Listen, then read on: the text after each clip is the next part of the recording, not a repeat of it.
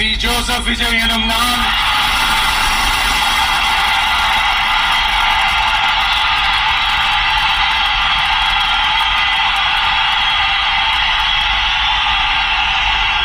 சட்டப்படி அமைக்கப்பெற்ற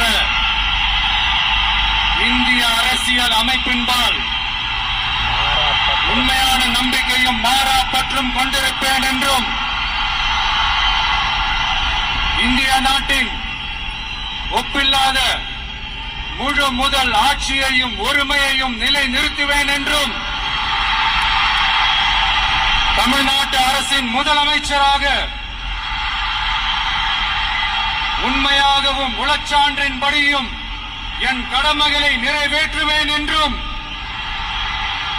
அரசியல் அமைப்பிற்கும் சட்டத்திற்கும் இணங்க அச்சமும் ஒருதலை சார்பும் இன்றி விருப்பு வெறுப்பை விலக்கி பலதரப்பட்ட மக்கள் அனைவருக்கும் நேர்மையானதை செய்வேன் என்றும் ஆண்டவன் மீது ஆணையிட்டு உறுதிமொழிகிறேன்.